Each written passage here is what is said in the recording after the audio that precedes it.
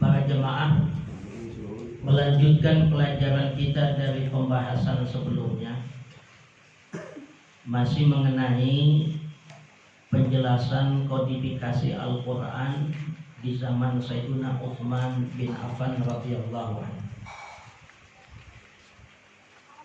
Jadi sebagaimana di zaman Sayyidina Abu Bakar As-Siddiq,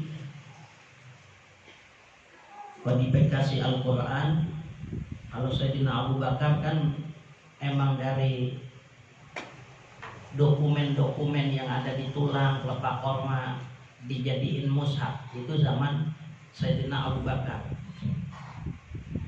Di zaman Sayyidina Utsman,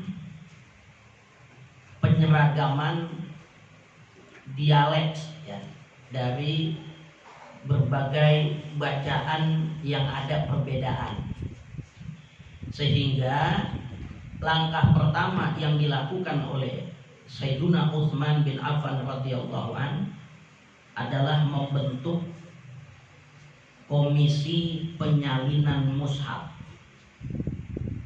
Ada beberapa orang tuh, ada riwayat nyebutin 4, ada 6, ada 7.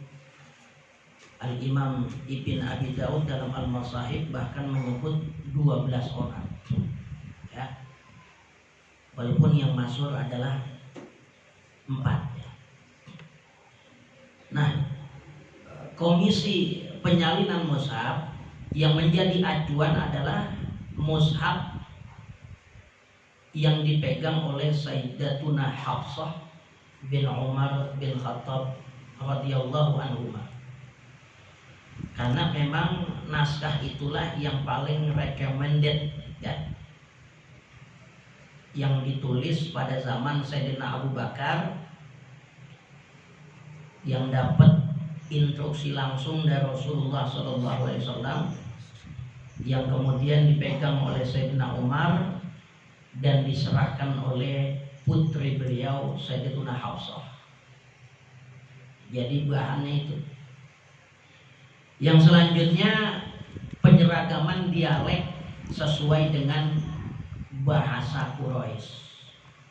Baru selanjutnya begitu telah rampung menjadi mushaf Utsmani, barulah beliau mengirimkan naskah-naskah yang sudah disalin tersebut ke berbagai belahan dunia Islam. Itu yang dilakukan oleh Sayyidina Utsman. Bismillahirrahmanirrahim. Faqad qala al-mu'allif rahimahullahu ta'ala wa adama an-naf'a bihi wa bi'ulumihi wa bikum fid dharaini amin. Qala radhiyallahu anhu.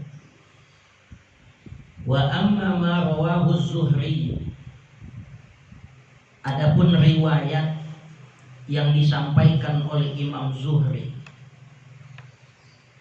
an Kharijah, beliau meriwayatkan dari Kharijah an abihi, dari bapaknya, bi sya'ni ayatil ahzabi, mengenai ayat terakhir surah Al-Ahzab.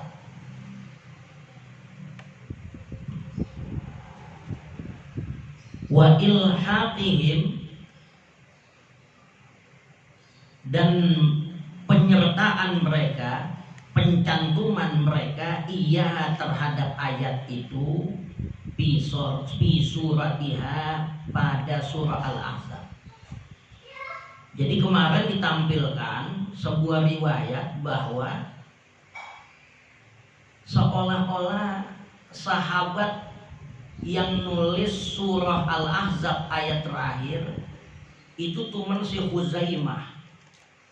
Di catatan yang lain kagak ada. Ini si Huzaimah doang yang nyatet. Fadikruhu fadakarahu ya, bibayani ayatil ahzabi wa ilhaqihim iyyaha bi suratiha, fadikruhu lihadza ba'da jam'i Utsmana. Maka penyebutan hal itu ba'da jam'i Utsmana, peristiwa itu terjadi setelah kodifikasi yang dilakukan oleh Sayyidina Utsman, nazarun, perlu kajian ulang. Jadi itu bukan terjadi di zaman Sayyidina Utsman. Ada sahabat namanya Khuzaimah, dia yang punya catatan bahwa 2 ayat terakhir yang bacaannya laqad ja'akum rasulun itu dia naruh pada surah At-Taubah. Nah, peristiwa itu bukan terjadi pada zaman Sayyidina Utsman. Itu terjadi di zaman Sayyidina Abu Bakar. Jadi itu dia yang nyatet. Nah, adanya tulisan itu pada catatan dia tidak ditemukan pada yang lain, itu bukan berarti menimbulkan keraguan ini ayat selundupan. Karena pada hakikatnya sahabat memang pada apal semua. Kalau ngomong apal itu termasuk. Cuman adapun yang punya catatan itu dicatat, 2 ayat terakhir itu dicatat pada akhir surah At-Taubah, yang megang catatannya Khuzaimah doang. Nah, peristiwa itu ada yang bilang terjadi pada zaman Sayyidina Utsman. Kata Ibnu Katsir, fihi nazarun. Itu bukan terjadi pada zaman Sayyidina Utsman. Sayyidina Utsman udah finishing, udah rapi semua. Itu terjadi pada masa sebelum Sayyidina Utsman.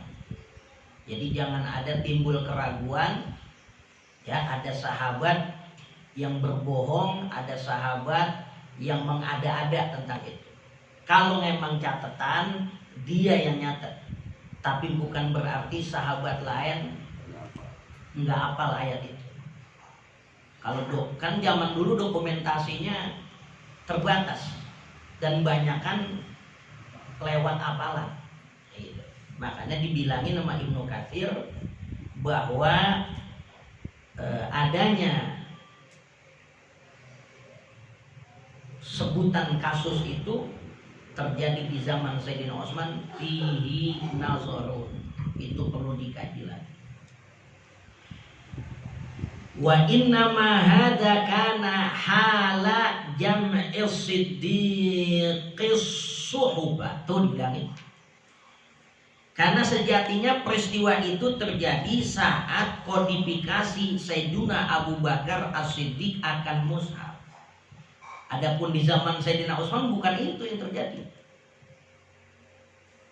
Kama jaa musarrahan, sebagaimana telah datang dalam bentuk yang dijelaskan bihi dengannya, fi ghairi hadhihi riwayati, pada selain riwayat ini, Anis Zuhri dari Imam Zuhri, an Ubaid bin Sabbaqi dari Ubaid bin Sabbaq dari Zaid bin Thabit.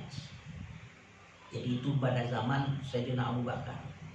Itu pun ya enggak menjadi tuduhan bahwa ayat itu ayat selundupan, bukan. Kalau datanya dia megang secara tertulis, adapun sahabat pada apa nerima. Kalau katanya catatannya doang dia ada sama dia, yang lain kagak hafal, itu ditolak. Tapi kan enggak. Reaksi sahabat ngaminin kan, emang pada apa? Apalagi itu ayat emang masyhur, ya laqad ja'akum.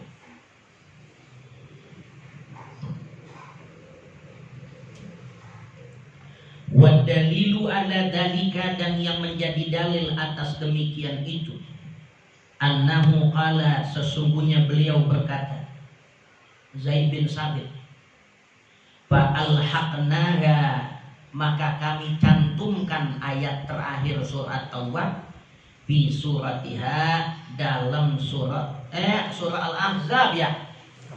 Aneh salah nih, bukan laqad ja'akum berarti. Lagi, ya Allah, salah. Minal mushafi, dari mushaf, wa laysat hadhil ayatu, sebenarnya bukanlah ayat tersebut mulhaqatan, disertai bil hasyiyati, pada hasyiah, pinggiran, catatan pinggir, bil masahifi, yang ada di mushaf al-Utsmaniyati, mushaf Utsmani. Jadi ayat itu udah disertai nama Zaid bin Sabit di akhir surah Al-Ahzab. Emang udah ada. Itu bukan hasiah. Jadi sebelum masa Sayyidina Utsman, zaman Sayyidina Abu Bakar, itu ada sahabat yang kalau turun ayat dia bikin catatan kaki, dia bikin hasiah. Seperti Al-Imam Jalaluddin bin Abi Bakar As-Suyuti dalam Al-Itqan mengutip tentang kebiasaan Sayyidina Abdullah bin Mas'ud radhiyallahu anhu. Ini ada ayat turun ya dalam surah Al-Baqarah ayat 198, laisa alaikum junahun an tabtagu fadlan mir rabbikum. Enggak berdosa atas kalian ketika kalian mencari karunia Allah. Ibnu Mas'ud takut dia lupa atau generasi selanjutnya pengen nyari tahu informasi ayat ini biar jelas, dia bikin hasiah di bawahnya. Ai bi mawasimil haji. Laisa alaikum junahun an tabtagu fadlan min rabbikum. Enggak ngapa-ngapa kalian lagi ngerjain haji, nyari karunia Allah, mau dagang enggak apa-apa. Cuman jangan jadi tujuan prioritas. Sambilan. Ya tujuan ke sana ibadah. Ya enggak? Nah, Ibnu Mas'ud bikin hasiah fi mawasimil haji. Tambahan fi mawasimil haji bukan ayat. Itu yang dikata mulhaqatan bil hasyiah. Adapun ayat akhir Al-Ahzab, adapun ayat Al-Ahzab, kata Zaid bin Sabit itu sendiri, laisat hadhil ayatu mulhaqatan. Ya. Ini datanya udah jelas. Ayat Al-Ahzab ini bukan mulhaq, tapi emang benar-benar tulisan pada awalnya, bukan hasiah, bukan catatan kecil, bukan catatan pinggir, bil masahibil Utsmaniyah yang pada mushaf Sayyidina Utsman. Seperti itu. Bahadihil af'alu, maka perbuatan-perbuatan tersebut yang dilakukan Mas Sayyidina Utsman min akbaril qurbati, termasuk perbuatan mendekatkan diri kepada Allah yang terbesar. Ibadah besar itu. Tapi gini hari Quran kita baca, jasa Sayyidina Utsman jadi seragam semua sedunia. Tadinya pada bertotakan aja. Allati badara, yang secara segera, ilaiha, kepada perbuatan qurbah itu, al-a'immatur rasyiduna, para imam-imam yang mendapat petunjuk dari Allah, yaitu Abu Bakrin, Sayyiduna Abu Bakar wa Umar radhiyallahu anhuma, dan Sayyidina Umar, semoga Allah memberikan keridhaan kepada keduanya. Hafizah, keduanya telah menjaga ala nasi, untuk manusia, Al-Qur'ana, eksistensi Al-Qur'an. Ya. Di zaman Sayyidina Abu Bakar ada perang. Zaman Nabi masih ada. Perang Yamamah, 70 orang meninggal. Di zaman Sayyidina Utsman begitu juga terjadi perang. Kalau orang-orang yang hafal Quran ini pada meninggal, lah terus kemana lagi? Nah, makanya jasa besar dua khalifah itu buat manusia terbilang perbuatan ibadah yang mendekatkan kepada Allah yang besar. Wa jama'ahu, dan keduanya mengumpulkan Al-Quran, li'alla yadhaba minhu syai'un, agar tidak ada yang hilang sesuatu apapun dari Quran. Jadi yang kita lihat ini hari nggak ada yang kurang hurufnya. Wa Utsmanu, dan begitu juga yang dilakukan oleh Sayyidina Utsman radhiyallahu anhu, semoga Allah memberikan keridhaan kepadanya. jama'a qira'atin nasi. Beliau punya kontribusi mengumpulkan ragam bacaan-bacaan orang yang pada punya guru, sahabat-sahabat yang bacaannya dia dapat riwayat begitu. Nah, itu diseragamin sama Sayyidina Utsman. Ada waso, ada auso, ada perbedaan di kalangan sahabat. Ya, lagian kan zaman dulu Quran memang belum ada titiknya. Ya enggak? Iyyaka na'budu wa iyyaka nasta'in itu kalau kagak ada titiknya bisa ataka na'budu wa ataka nasta'in, kan kagak ada titiknya semuanya. Ya. Ala mushafin wahidin, di atas satu mushaf. Sayyidina Utsman tuh kebijakannya. Makanya Rasam Utsmani itu la yajuzul khuruju anhu. Enggak boleh kalau nulis Al-Qur'an berbeda dengan khot atau Rasam Utsmani. Nulis bismillah. Ya. Ya walaupun bismillah mulanya biismillah, tapi karena udah jadi rasem nulis bismillah begitu. Walaupun dalam khot imla'i bismillah ya biismillah, alifnya alif wasol kudu ada. Makanya nulis ba-nya dipanjangin tuwilat, kata Imam Sobwan. Ba-nya dipanjangin itu ganti alif yang dibuang. Ini gaya rasam tulisan Utsman. La yajuzul khuruj wa la yajuzul kitabatu. Ya, enggak boleh nulis, enggak boleh keluar ketika nulis mushaf melainkan yang ditulis tulisan yang diperintahkan oleh Sayyidina Utsman. Wa wada'ahu 'alal 'ardatil akhirati, dan beliau letakkan sesuai penyodoran terakhir. Allati 'arada biha Jibril, yang dimana Jibril menyodorkan kepada Rasulullah sallallahu alaihi wasallam. Allati 'arada, yang telah menyodorkan biha, dengan penyodoran itu oleh Jibril. Jadi yang ditulis sama Sayyidina Utsman datanya sesuai dengan yang ada pada zaman Sayyidina Abu Bakar, dan zaman Sayyidina Abu Bakar sesuai dengan penyodoran terakhir di mana malaikat Jibril datang kepada Rasulullah SAW di akhir Ramadan, pada akhir bulan Ramadan, min umrihi, pada akhir umur Rasulullah SAW. Fa innahu 'arada bihi, malaikat Jibril menyodorkan Al-Quran Amaidin, pada tahun di mana Rasulullah wafat, marrataini, 2 kali. Jadi biasanya malaikat Jibril datang setahun sekali, bulan Ramadan. Khusus bulan Ramadan, malaikat Jibril datang setahun sekali. Begitu tahun di mana Rasulullah wafat, malaikat Jibril datang 2 kali.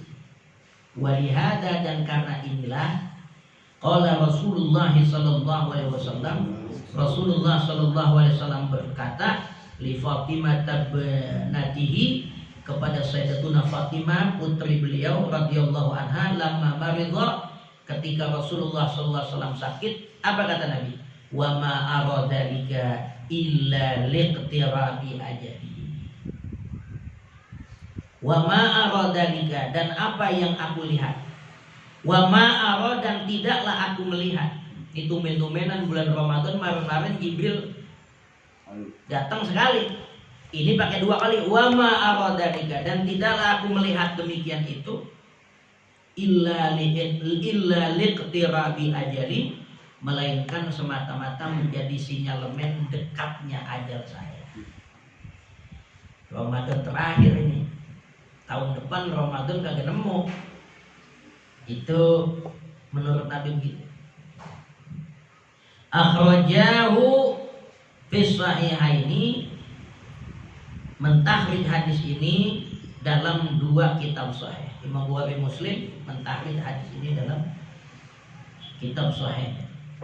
Wa qad ruwiya anna Aliyan radhiyallahu anhu, dan sungguh diriwayatkan sesungguhnya Sayyidina Ali radhiyallahu anhu arada an yajma'a, beliau ingin mengumpulkan Al-Qur'an ba'da Rasulullah sallallahu alaihi wasallam, setelah Rasulullah sallallahu alaihi wasallam wafat, murattaban dalam keadaan diurutkan, bihasabi nuzulihi sesuai urutan turunnya. Jadi Sayyidina Ali begitu Nabi meninggal, enggak lama dia punya gagasan, punya ide yang menarik, yang belum dipikirin sama orang zaman itu. Apa? Dia pengen bikin mushaf tartibus suwar sesuai dengan urutan nuzulnya.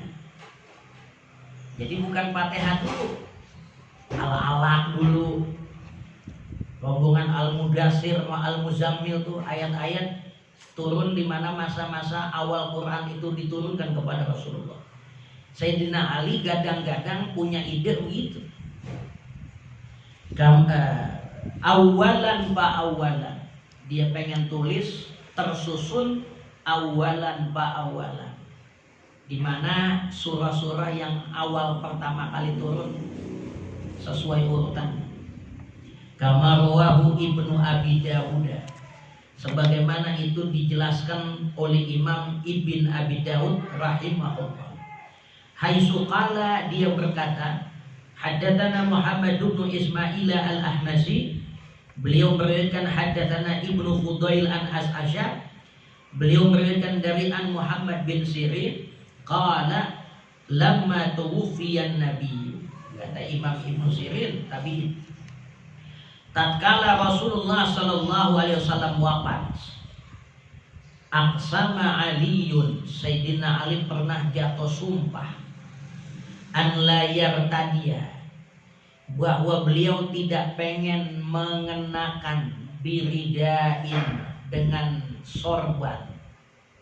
Dia kagak mau kerebongan pakai sorban, illa li jum'atin, kecuali Jumat, hatta yajma'al Qur'ana, sehingga dia nyelesain ngumpulin Quran di mushafin, menjadi satu mushaf. Jadi kalau belum kumpul tuh Quran, aneh kagak mau kerebongan pakai sorban kecuali hari Jumat. Apa jatuh sumpah begitu. Fa'ala, singkat cerita beliau melakukan itu. Pakai sorbannya hari Jumat doang. Marah-marah tiap hari. Dia nazar, kalau emang belum rampung kerjaan saya nggak mau pakai sorban melainkan hari Jumat.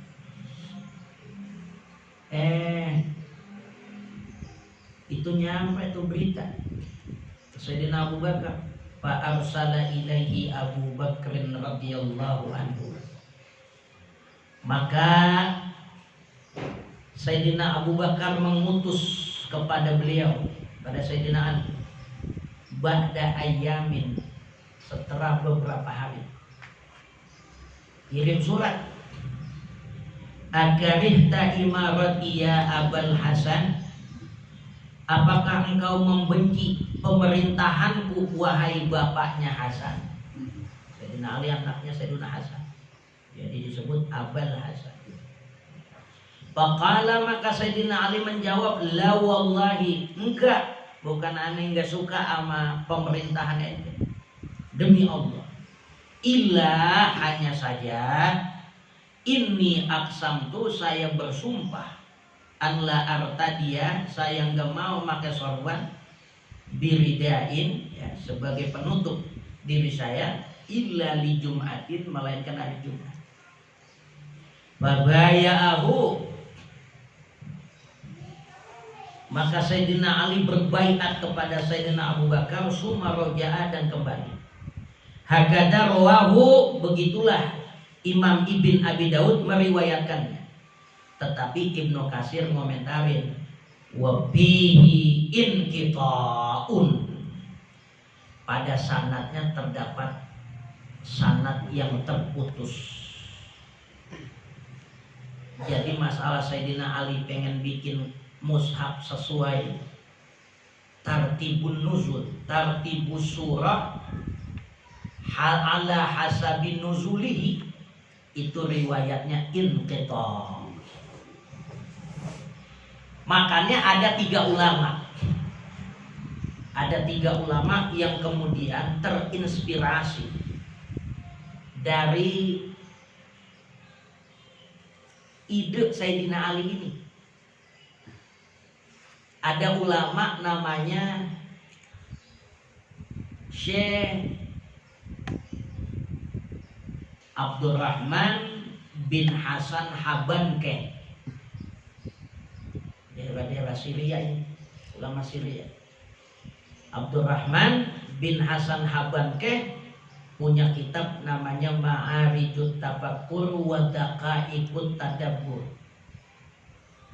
Dia kumpulin berbagai riwayat, dia susun kitab Al-Quran sesuai tartibus surah ala hasabi nuzuli. Ayat mana yang duluan dari kronologi sejarah sampai ayat bontot, itu dia kumpulin dalam kitab itu. Muncul lagi ulama dari Nabulsi, namanya Muhammad Azad Darwazah. Ini 10 jilid. Dia ngarang kitab namanya At-Tafsirul Hadis. Itu sampai 10 jilid. Kalau kita download ada tuh di Maktabah Waqfiyah. Aneh udah lihat. Muhammad Azad Darwazah. Dia bikin sejarah Al-Quran sekaligus surah-surah yang turun pertama kali sesuai urutan sampai terakhir. Surah An-Nasr, ya, Idza jaa nasrullahi wal fath. 10 jilid itu kita. Muncul lagi namanya Abdul Qadir Mulla Huwais. Namanya itu. Syekh Abdul Qadir Mulla Huwais. Dia punya kitab Tafsiru Bayanil Ma'ani. Ini 3 pengarang kitab yang mencoba mengurai dari berbagai riwayat hadis. Ini ayat yang turun duluan, habis dia surah An-Nur, habis ini surah An-Nur, terus sampai habis. Itu 3 kitab itu. Cuman ketiga kitab ini ditolak oleh banyak ulama. Kenapa? Yang pertama, riwayat dari Sayyidina Ali ini bermasalah sanadnya. Yang kedua, hadis-hadis yang terkait asbabun nuzul, ngomongin kronologi ayat-ayat Al-Quran turun, itu juga banyak yang bermasalah. Untuk penyebutan di mana turunnya itu masih khilafiyah. Jadi wajar aja ada pandangan ulama yang menolak kehadiran 3 kitab yang ditulis oleh ulama tadi, karena riwayat-riwayatnya bermasalah.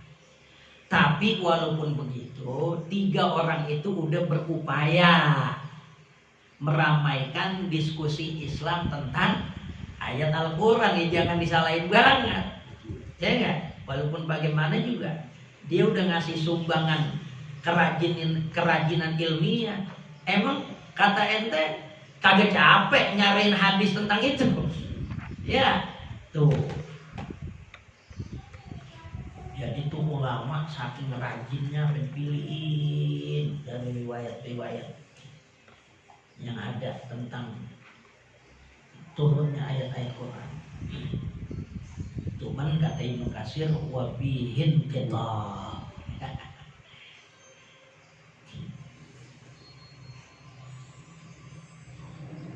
Sumakala, kemudian beliau berkata, Al-Imam Ibn Abi Daud, lam yadkuril mushafa ahadun illa adhatha. nggak ada yang menyebutkan mushaf seseorang pun melainkan riwayat dari As-As tentang Sayyidina Ali. Dia kata dia kerjain, mana yang Sayyidina Ali hasilin? Nah ini yang ngeriwayatin namanya As-As. Menurut Ibnu Katsir, wa huwa layyinul hadits. Si As-As ini layyinul hadits. Kalimat layyinul hadits ini termasuk apa? Bagian dari istilah ilmu jarah wa ta'dil. Layyinul hadits itu periwayat dhaif. Tumen doibnya nggak kebangetan, doibnya sedang-sedang aja. Kalau sana sambel kagak pedes, kagak medok buat kagak. Itu disebut layyinul hadis. Hadisnya tepok, hadisnya tepok. Riwayatnya dia tepok. Hadis kalau dia yang riwayatin tepok. Kesana ikan sepatnya dicengkalin mabuk duluan. Disebut layyinul hadis. Tuh. Jadi sanad Sayyidina Ali ngumpulin Quran ala hasabi nuzulihi, sanadnya inqita. Sekalinya ada yang menegaskan itu terjadi, riwayatnya juga layyinul hadits. Dia dhaif, layyinul hadits dhaif. Cuman secara halus, secara halus.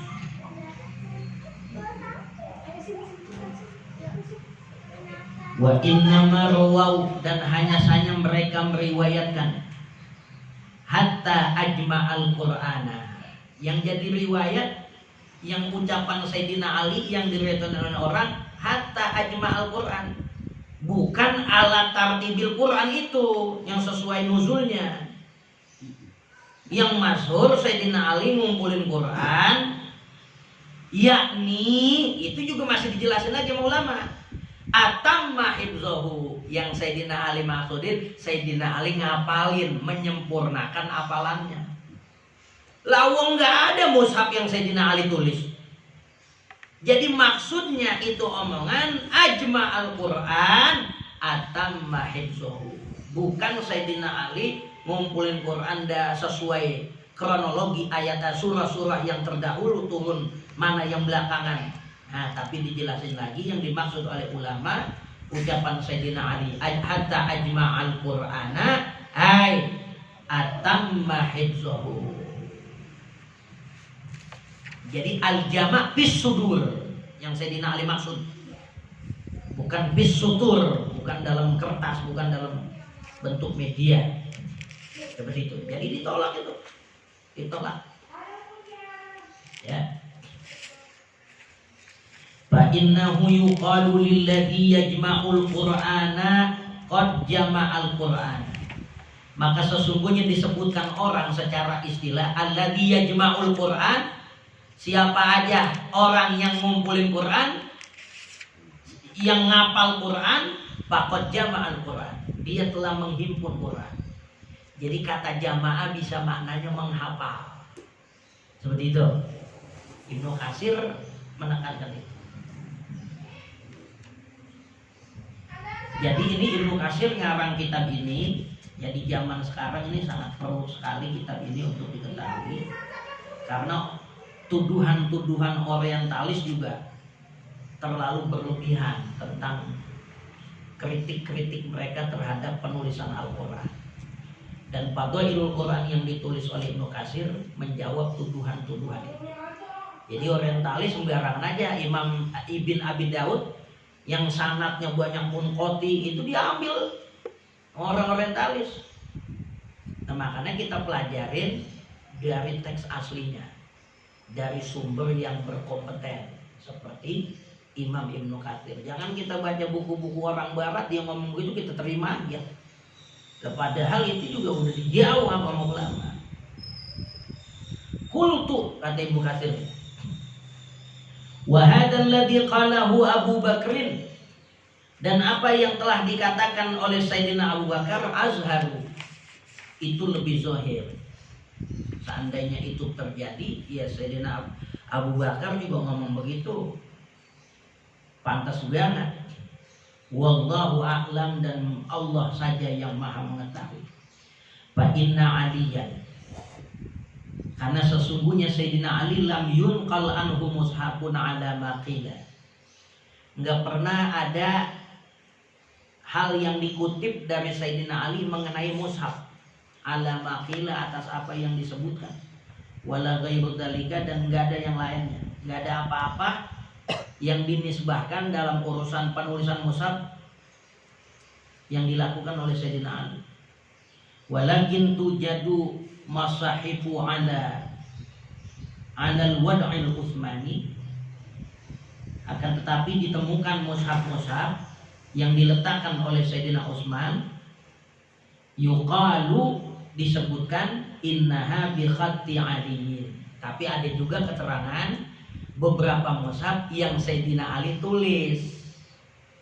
Cuman mushafnya mushaf Utsmani, tapi Sayyidina Ali tulis. Ngambil berkah Quran, misalnya ditulis. Jadi ada riwayat Sayyidina Ali nulis Al-Quran, tapi itu pun Al-Wad'ul Utsmani, Quran yang udah dikumpulin sama Sayyidina Utsman radhiyallahu anhu, semoga Allah memberikan keridhaan kepadanya. Wa bidzalika nazarun, itu juga masih perlu dikaji lagi. Apa benar Sayyidina Ali nulis mushaf yang udah ditulis sama Sayyidina Utsman? Fa inna bi ba'dihha, maka sesungguhnya pada sebagian mushaf tersebut, mushaf-mushaf yang ditulis sama Sayyidina Utsman, kata bahu Ali bin Abi Thalib, itu ditulis oleh Sayyidina Abi Thalib. Wa hadza lahnun bainal kalami, dan itu sebuah kesalahan kalau dipandang dari segi perkataan. Wa Aliun radhiyallahu anhu, tulisannya kata bahu Ali bin Abu Thalibin, kudunya kan Ali bin Abi. Itu ada manuskrip ditemukan tulisannya kata bahu Ali bin Abu Thalibin. Itu salah tulis, kagak mungkin tulisannya begitu. Sebab apa? Wa Aliun radhiyallahu anhu min ab'adin nasi an dzalik, Sayyidina Ali adalah orang yang paling jauh, manusia yang paling jauh dari kesalahan kalam itu. Fa innahu kana huwal masyhur anhu, karena yang masyhur yang dari Sayyidina Ali, huwa awwalu man wada'a ilman nahwi, Sayyidina Ali adalah orang yang pertama kali punya gagasan menulis tentang ilmu nahwu. Masa kata bahwa Ali bin Abu Thalib, ya, di antara naskah mushaf-mushaf yang ada tulisannya begini. Makanya riwayat Sayyidina Ali nulis mushaf itu juga perlu dikaji lagi. Bima rawahu anhul aswadu, pada sesuatu yang diriwayatkan dari murid Sayyidina Ali, namanya Aswad, Al-Aswad julukannya. Nama benarnya Zalimu bin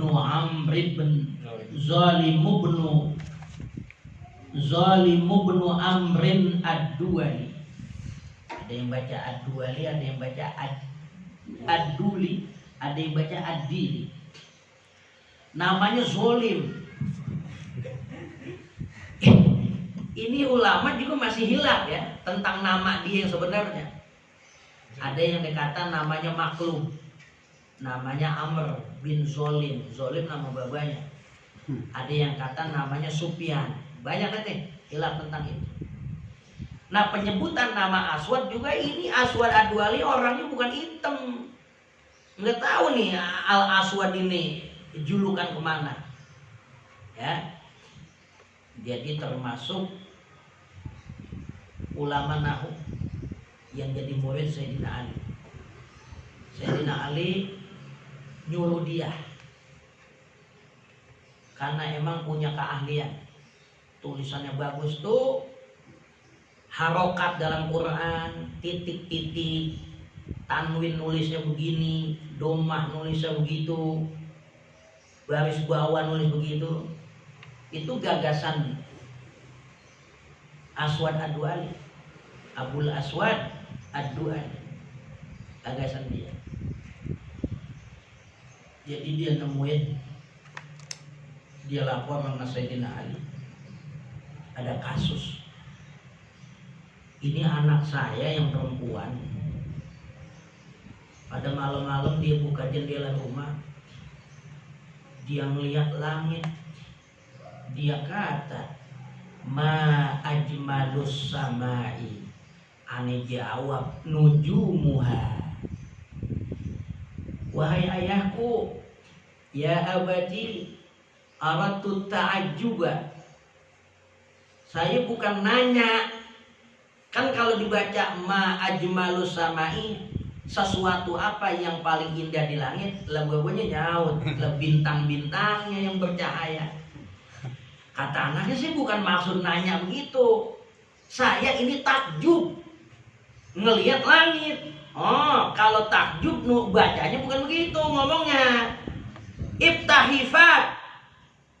Ente buka mulut ente, ucapin ma ajmalas samaa. Kalau takjub ma ajmalas samaa, bukan ma ajmalus samai. Kalau ma ajmalus samai kalimat pertanyaan, sesuatu apa yang indah di langit, nujumuha, benda-benda yang bercahaya di langit. Nah, satu aja kasus. Dia punya tetangga. Itu tetangga nangis ke rumah dia. Ditanya, ada apa? Si tetangga ngomong, mata tuwufiya abana wataroka banunun. Tuwufiya abana wataroka banunun. Bapak saya mati, dia ninggalin banyak anak. Kata Abu Aswad Ad-Du'ali, orang udah pada ngaco nih. Yang pertama anaknya salah sebut begitu, yang kedua tetangganya. Maunya tuwufiya abuna wataroka banunan.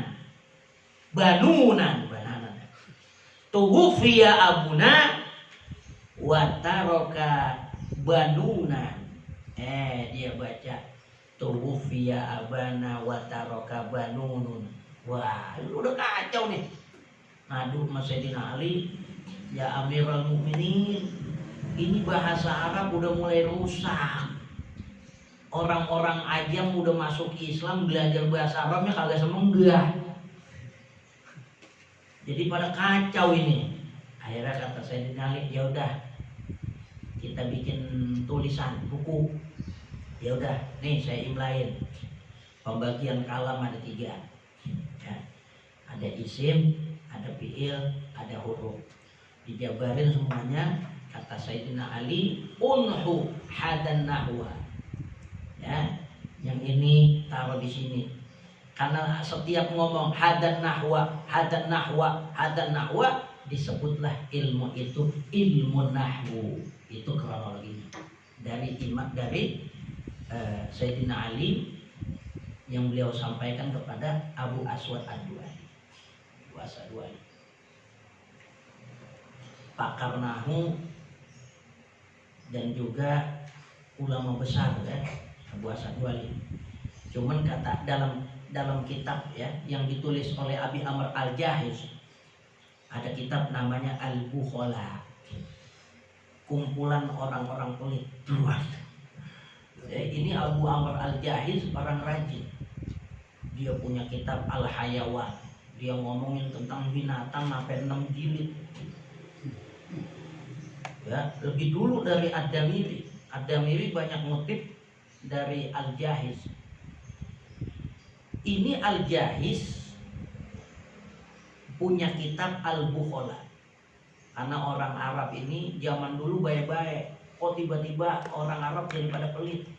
Sampai dikumpulin cerita-cerita orang pelit. Salah satunya adalah Al-Imam Abu Aswad Ad-Du'ali. Ulama besar, ilmunya banyak, ibadahnya luar biasa, cuman pelitnya gak ada ketulungan. Ya? Penyakit kali pelit. Ini pada suatu hari Abu As'ad Ali lagi makan. Begitu makan, ini ada orang di jalan, melihat dia lagi makan. Ah, kali aja gue diajak makan nih. Assalamualaikum. Waalaikumsalam. Ya Abu Aswad, tadi Ali nemuin bini ente jalan. Ya namanya perempuan emang demen jalan kapan. Itu bini lagi bunting. Ya biarin apa ada lakinya. Ini dia ngajak ngomong supaya dia dikasih makan. Nih orang nih. Begitu bunting, ada beranak di jalanan, lebiarin. Emang perempuan bunting lebih-anak akhirnya. Ya Allah, anaknya kembar. Iya, emak bini gue juga anaknya kembar. Ya Allah, begitu beranak kembar tuh 2 anak lahir, yang satu mati. Biarin yang mati 1, kata dia. Itu 1 mati ngapa? Karena dia berebut, nyusunya nggak cukup. Yang satu mati lagi. Ya iya, dia sedih saudaranya mati. Kagak lama emaknya mati. Lah iya, emaknya mati, anaknya 2 mati, sedih, mati juga. Kata orang, ini kapan gue diajak? Oh, diajak makan ini. Ya enggak? Ya Allah Abu Aswad, makanan ente enak banget. Itu kan yang gua lu kagak kasih. Itu kan yang gara-garanya gua kagak kasih lu. Makannya enak. Ya kagak jadi. Ya, riwayat tuh orang pelit banget. Maunya dia diajak ngomong, biasanya orang kalau diajak ngomong di sini dah, ngobrol. Ini kagak. Ya, itu cerita Abu Aswad Ad-Du'ali. Dia dimasukin dalam Tabaqat Al-Bukhala. Jadi kalau Abu Amr Umal Al-Jahil masih hidup, itu dia bakal nyatet cerita-cerita orang-orang pelit yang apa nyohor. Yang di kampungnya gak ada yang ngalahin lagi pelit. Mau diapain aja, mau dipuji kayak apa gak keluar. Iya. Namanya Abu As'ad Ad-Du'ali. Dan juga banyak kata-kata hikmah ya, karena emang ulama. Banyak kata-kata hikmah yang keluar dari beliau. Begitu anaknya kawin, dinasehatin. Ya bunayyati, alaika bittin. Sering-seringlah pakai minyak wangi. Ya enggak, biar udah punya laki, ada minyak wangi di rumah. Jangan kondangan pakai minyak wangi, pakai yang pakai 7 kembang itu. Lagi kan di rumah, buat toko di dapur. Alaika bitti, sering-sering pakai minyak wangi. Wa inna atyabati isbagul wudu. Sebaik-baik minyak wangi adalah memperbaharui wudu. Serbatal wudu lagi, serbatal wudu lagi. Wa iyyaka wal ghairah. Wa iyyaka wal ghairah. Jauhilah sifat cemburuan. Ya enggak? Bener lu sayang sama laki. Cuman asal ada WA, ada WA, ada telepon, ada Facebook, lu yang mau anu aja. Jangan. Itu privasi laki lu, jangan kebangetan cemburu. Fa innaha miftahut thalaq. Sesungguhnya cemburu yang berlebihan itu kunci rumah tangga seseorang bakal bercerai. Jangan berlebihan. Jangan berlebihan.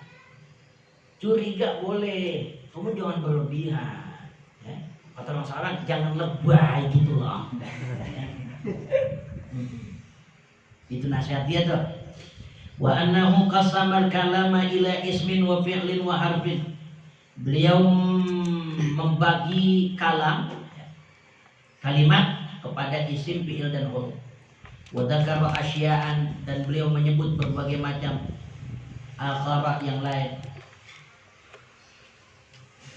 Tammamaha, yang disempurnakan hal itu. Sayyidina Ali nyebutin gitu tuh.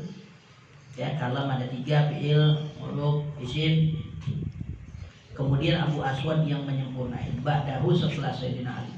Summa akhadan nasu an Abil Aswadi. Kemudian banyak ulama yang mengambil dari Abil Aswad. Jadi murid dia, fawassa'uhu, dia luasin lagi tuh ilmu nahwu. Wa waddahuhu, dia jelasin lagi tuh ulama-ulama setelah Abu Aswad. Wasara ilman mustaqillan, sehingga nahwu itu menjadi ilmu yang berdiri sendiri. Ya, memahami bahasa Arab ya kudu bisa nahu. Ya, nahu itu muaranya kepada i'rab, jabatan-jabatan kata. Yang kagak bisa nahu jangan ngomong, kita jadi salah. Gitu. An-nahwu zainun lil fata yukrimuhu haitsu ata man lam yakun yuhsinuhu fa haqquhu an yaskuta. An-nahwu zainun lil fata, ilmu nahwu itu menjadi perhiasan berharga bagi seseorang. Yukrimuhu haitsu ata, orang kalau pinter nahwu dia dimuliain. Man lam yakun yuhsinuhu, siapa yang kagak bisa ilmu nahwu fa haqquhu an yaskuta, maka hendaklah dia diam, jangan ngomong, sebab dia bakal salah. Kudunya fa'il roba dan asobin, jadi acak-acakan begitu. Mendingan dia diam. Wa amal masahibul utsmaniyatul atimatu, nih timbul pertanyaan dari kita. Di zaman Ibnu Katsir udah ditanya. Ibnu Katsir ini abad keberapa? Abad ke-8. Ibnu Katsir ditanya, itu mushaf yang Sayyidina Utsman tulis, itu kemana? Apa gini hari ada apa kagak?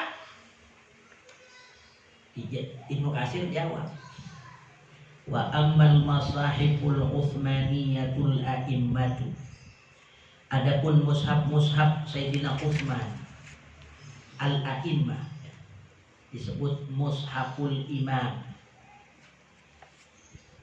karena masterpiece ya, dari yang pertama zaman Sayyidina Abu Bakar, disebut al-mushaful imam. Ba ashharuhal yauma, informasi yang diberikan nama Ibnu Katsir, pertanyaan mushaf Utsmani yang ori yang mana, di mana itu adanya? Kata beliau, fa ashharuhal yauma, yang paling masyhur di antara mushaf-mushaf tersebut pada hari ini, alladzi bisyam, itu ada dokumen aslinya di Syam, di Jami' Dimashq, di Masjid Dimas. Kalau Ibnu Katsir orang Dimas, kata Ibnu Katsir, ane lihat tuh mushaf Utsmani indar rukni syarqi, ditaruh di masjid pada sudut timur, al-maksurah, yang kecil tempatnya terbatas, al-ma'murah, bagian tempat yang paling ramai, bidzikrillahi, dipakai zikir. Itu masjid, tempat Quran itu ditaruh pojok timur, itu tempat bagian yang paling banyak berkumpul orang berzikir. Wa qad kana qadiman, dan adalah dulunya manuskrip itu, bukan manuskrip, nuskhonya, naskahnya, qadiman dulunya sebelum di Dimash itu didatangkan dari Bimadinati Tobariyah. Dulunya sebelum nyampe Dimash, dia di sono dulu, di kota Tobariyah, kampungnya Imam Tobari, kampungnya Imam Tobaroni. Makanya bacanya yang benar Tobaroni, bukan Tobroni. Kalau Tobroni tetangga ente. Tobroni. Kalau melihat mansub kepada kota itu Tobariyah, ya. Summa nuqila minha, kemudian dipindahkan, ditransfer minha dari kota Tobariyah ila Dimashq, ke kota Dimash. Orang barat kagak bisa nyebut Dimash, dia kata Damsyik, Damaskus. Bi hududi, sekitar tahun Samania asyrata wa khamsimiyah, pada tahun 518. Itu mulai di bawahnya tuh dari Tobariyah ke Syam. Tahun segitu Ibnu Katsir nanya-nanya, tahun 518. Sampai di zaman Ibnu Katsir melihat, ya, wa qad ra'aituhu kitaban, aku lihat itu berbentuk kitab, azizan yang agung, jalilan yang jalil yang mulia, aziman yang leks, dakhman ukurannya tebal, bi khatin hasanin tulisannya bagus, mubinin dantah, qawiyin kuat, bihabrin muhkamin dengan tinta yang muhkam, yang tajam, yang kontras, fi raqin azunnuhu min juludil ibil, yang mushaf itu terbuat dari kulit yang saya duga dari kulit onta.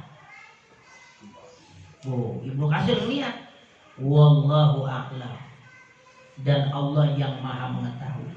Zadahullahu tasyrifan, mudah-mudahan Allah tambahin kemuliaan mushaf itu, wa ta'ziman dan keagungan, wa takriman dan kemuliaan. Fa amma Utsmanu radhiyallahu anhu, ya. Adapun zaman sekarang penulis ulumul Quran modern, ya, itu juga ditanya nggak ada yang tahu. Sebab pada abad ke-11 itu Jami' Dimas kebakaran. Nah itu nggak ada yang tahu riwayat itu kemana pada. Apa gini hari ditanya Mushaf Utsmani yang aslinya, ya, yang aslinya itu kemana nggak ada yang tahu. Seperti itu. Fa amma Utsmanu radhiyallahu anhu, adapun Sayyidina Utsman, fama yu'rafu annahu kataba bi khatihi. Ibnu Katsir itu masih ragu. Maka dia kata wallahu a'lam dah. Wallahu a'lam bishawab. Gua pikirin kagak bisa jawab. Kenapa kata Ibnu Katsir? Lah kok tulisannya udah cakep banget. Namanya orang dulu kan serba terbatas medianya. Kata Ibnu Katsir, wa amma Utsman radhiyallahu an, fama yu'rafu annahu kataba bi khatihi. Sayyidina Utsman enggak diketahui orang dia nulis dengan khatnya. Hadhil masahifa, pada tulisan mushaf itu. Wa inna ma katabaha Zaid bin Tsabit fi ayat. Yang nulis bukan Sayyidina Utsman. Sayyidina Utsman punya kebijakan. Yang nulis Zaid bin Tsabit wa ghairihi dan orang-orang lain. Panusibat ila Utsman. Nah, maka dinisbahkanlah mushaf-mushaf itu kepada Sayyidina Utsman. Li'annaha bi amrihi, karena sesungguhnya mushaf itu terbentuk semata-mata dengan kebijakan beliau, wa isyaratihi dan dari isyarat beliau. Summa quri'at, kemudian mushaf itu dibaca ala sahabati, atas sahabat, baina yadai Utsmana, di hadapan Sayyidina Utsman. Yang tulis Sayyidina Utsman. Summa nufidat, kemudian diserahkanlah mushaf-mushaf itu, ya, yang udah pada ditulis, ilal afaqi, kepada penjuru negeri Islam radhiyallahu anhu, semoga Allah memberikan keridhaan kepada. Waqad qala Abu Bakr ibn Abi Daud wallahu a'lam bishawab.